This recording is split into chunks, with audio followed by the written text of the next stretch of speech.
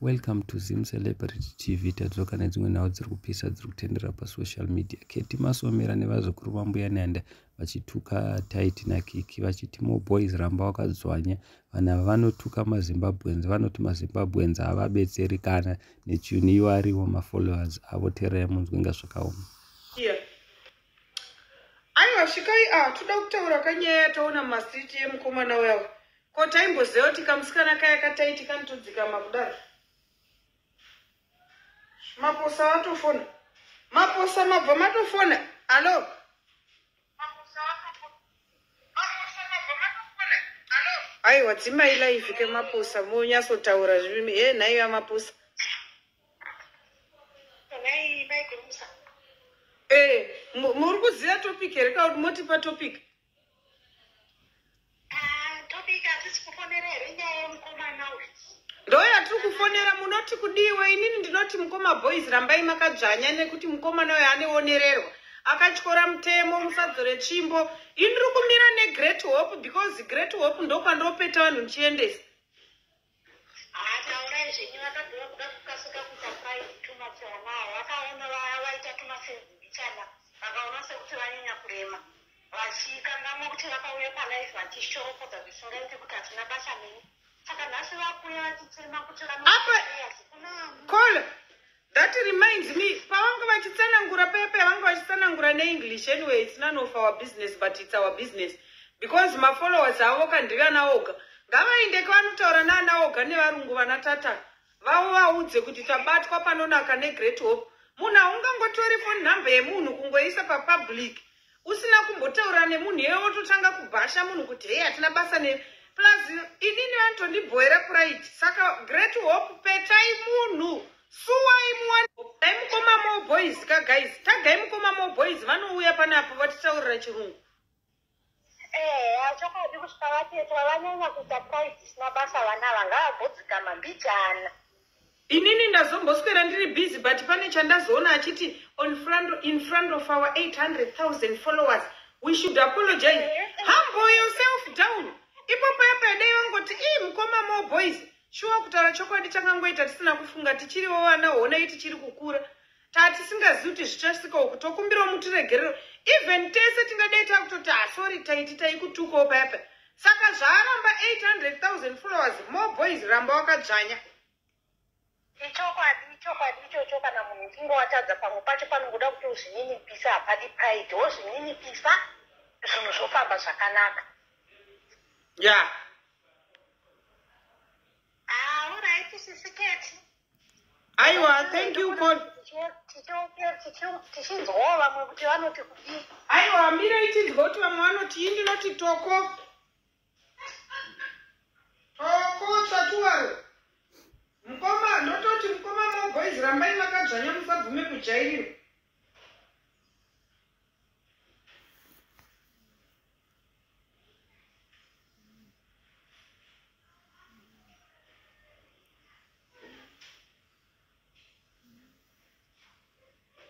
Ndachibobloka imboko iri papo. Vane dzungwanzi in front of our 800,000 followers in front.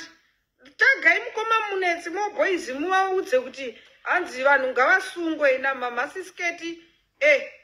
Munhu haungangouyi kusvikotanisha kambani yemunhu yaabva kuri achibuilda iwo because you think you can talk too much. Hello? Mascara say caller. How are you? I'm good. Murukuti chi mukoma Mo Boys vagona here kana kuti taita mama. Sasa tanyanyisa ya mama. Ndatogoitana nekamukadzi kake kachiti unozaka nowapiwa masamodza. You don't have to say anything until wapinda court. But vana vane show off. Imagine kuda kuenda vada kutoisa mutemo maoko avo. Havasi kuziva the moment vari kutotaura vachiramba vachiita malive ka. Mamwe mastatements vachatovohwa nawo mukoti. Kakeke kakutoverenga. Imagine this is private and confidential things yemasamodza. Ina ndinakuona ndakablokewa musiwo ndakabuda ndichiti maziroma akapapa Taiti. Aiwa kakeke katopindira tomutadzika ichoshandisa panguva yacho mashemu. taiti I don't know vana vaida kuti chidzomu here chipurazi here vakazowana mari kukunetseka amene zvavari vana vaivaye so apo vakachinya vakati mazimbabwens havana basa navo so why are they addressing to us Zimbabweans? Why not address to the Nigerians?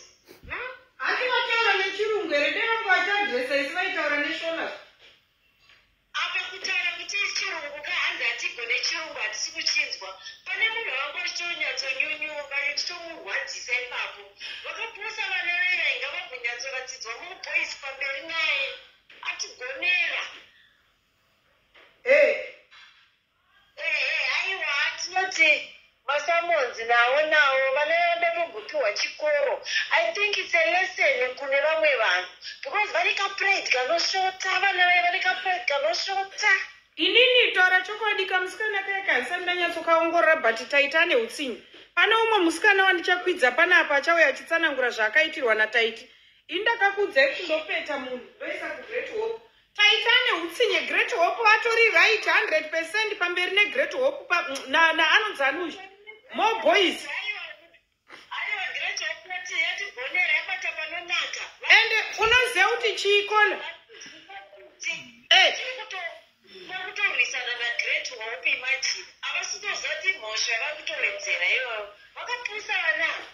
Unoziva kuti chii nhasi ndatozoti ndakuda ndatozomboti ndazoremember unoziva kuti uyu moboys vanhu vakawanda havo vanogona kunge vasingazivi kuti anobatsira.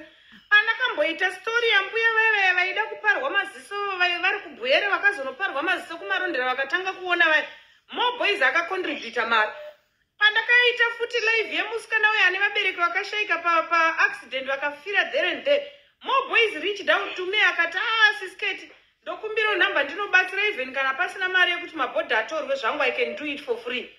Anotobatsira zvekutodaro mucommunity. Saka vanhu vanobatsira mucommunity vakasvika vachibhuliwa nevanhu vane mafollowers 800,000 isusu tinoramba.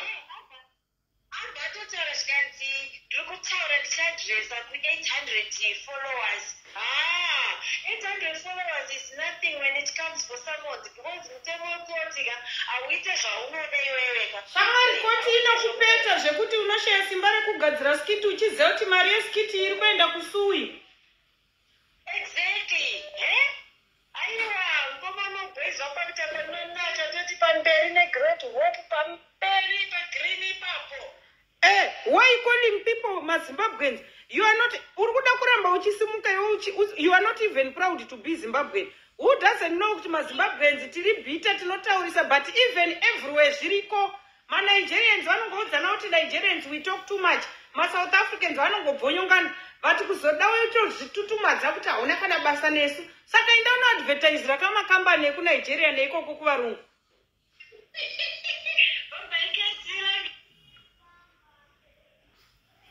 Ndenanga akufona. Hey, nhasi makola akawanda kudarika vanhu. Yo. Ndongoti 2 minutes ndonyarara zi. Pamberi nebitterness yedu pano taurai 2 minutes dzenyu kusvika mapedza ndisi kuda kutaura chinhu. Maidomu muri seiko pagreen mamba. Ndiri right zvakutaurai zvenyu munoti kudii nenyaya iyi munoti mukoma boys vagona here kana kuti vashingwa. Aiwa mukoma vagona mukomana uyu anonzi taiti nekamukadzi kake vanoonererwa.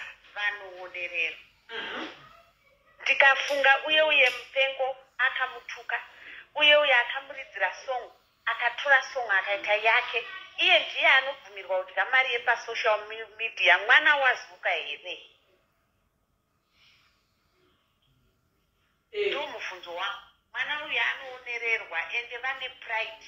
Ndichiri kutondera achiti hanzi hatina basa nemi asi tinovavhiwa vachiwana mari nezvigunwe zvedu tichitora time yedu tichiona mashows avo oti hatina basa nemi. Kutsvinya kwakaita sei maidoms? Imagine tomboti kune vanotaurisa vanenge isiko vave vane vachirirwa naye vachimira navo mumastreet vachiti tinotovada muri kurwadziwa kwakungotenda kuti tinotoziva kuti kune mazimba anotida kwete kuti hatisina basa nemutano kuti sit down hauna mari.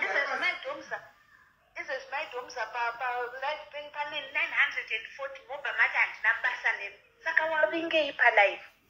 Ai aiwa kuteerera ina handitombofanda katomboita mistake yekuudza vanhu vari palive inoi kuti handina basa nemi ndoda kupi because kuti ndiwane mari iyeye iri kupinda mangwana yazuckerberg iyeyi vanhu ndimi vari kuvhiwa ivo kana zvisina kuvhiwa isi hapana mari inopinda ende iye woti hanzi Moboys handitombomuziva kana chichi. Pane imwe clip yakasenda Moboys yavakatochata wese achitomun'en'a kuti ndokumbirawo kuti ndishande nemi. Akatorera vana vaya vana Nyati shuwa kuvarova necopyright. Akadi kungonyora email kuti aiwa tanga tiri tese.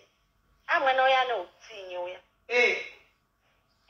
Zvinhu zviri simple hanti vanga vari vese nana Nyati dai akangonyorera akasekuruzuka kuti aiwa tanga tiri tese zvaitonzwikwa obva anyarara. Inini ndakatomuunfollowa musi waataura kuti handina basa neni kutaura chokwadi my doms. Ndakasiyana naye ndikamuita unfollow and block handioni. Ndakamboda kuda kutarisa vhidhiyo yaive pachimba ndikaona peji risipo ndabviswa. Inini maidhoms handiri kunyeperai handifollowi zvinhu zvisina basa. Isusu totora nguva yedu izvezvi zvahatina kurara tengesapotai munhu woti kwanza handina basa nemi kuti ko imagine kuti inzwa kuti ndikiriyete peji ndobva ndarinyora zita kuti rinonzi taiti vanhu vauya vachivhiwa ndichienda kupi nekupi ndichitombopira kumalive ana ketina vanhu nekwana samazi ndichitosapotewawo wani nevanhu mazimba iwayo because vanhu vatadza kuita agree nezvawataura woti vanhu vese handina basa nemi ndane mafollowers eku saka wakatiita stepping stone kaivo hatisi kumboriraramira imimi asi vana vaya vane pride kana kuri kukurira kumusha kana iri nhamo inovadaruka aiwa mudzimi yekwavo iri kuvadedza more blessing aita zvakanaka Moboys because achadzidzisa vamwe vane pride yakadai. Inini pana taiti uya ndiri kuona kamuchacha straight wakaipa hadi munhu anosumuka because apa akaona kuti vana Nyati vari kuuya vanhu vari kuvasapota chinosapota saka iye aidangoramba achirira kusvika zvaita sei akazviudza kuti inini ndindatova president wesocial media atodarika vana tetetudza mari here mwana aiwa nyangwe ikanzi imari but munhu dzidza kuva hambo chero uchimbunyikidzika so kuti aiwa vanhu vari kundijairira mucomment section dzidza kuva hambo. Ipo pepe unoziva kuti dei angadecide kuita bigger person paya tatichamurespekta zvisingaiti dei angoya kuti mukoma Moboys isusu dei angoti mukoma Moboys aiwa zvenguva yekuti timhanyisane tichitsvagana nemakoti kuti tabhadhana maloya waenda because koti ine stress ka tisambofurira netichinyeperana kukoti haingonzi koti unonzi une koti na10 am woenda pakoti na10 am wozodaidzwa mukati kana kuti wozoshedzwa na4 pm kana 3 wonzi kati next week lawyer waenda naro you pay kuti uende kukoti your time kusaluna haukuendi uchinoswerera kukoti indine koti yandiri kuenda next month yandaka overspeeda ndikarohwa nekamera ndikatumirwa tiketi racho mheno pamwe rakajigwa Dominic anovhura tsamba achirasa akangodziona dzakandwa pafloor. Saka izvezvi ndiri kutoziva kuti koti iyo ndeyemusi weThursday kana sendere kusaluna handinhuwi because ndoswera ndiripo handizivi ndopinda nguva day gone lawyer paid for so how much dai angouye pepe mukoma Moboys aiwa tinzwireiwo tsitsi ngatitauranei kuseri takaita overdue tatisingazivi takaita mukuziva tokumbirawo kuti zvipere akutoti on top of our 800,000 followers continuing kupa vanhu evidence more yekutoti atotora so topa futi lawyer rake kuti you see I gave them chance kuti vabvise vaapologize vakatoenda vachinoti isitiri vakuru tine 800,000 kwakuzoti mukaita mafollowers anenge ana Davido naana Diamond Platinums munotokufamba muchipfura vanhu mucomment section nepfutizvi taiti gara pasi gara uti hlo uchaona anyanyati vawaiti ndindatanga kuvawisa paairport vanhu vaive vachasvika kure samhosva TV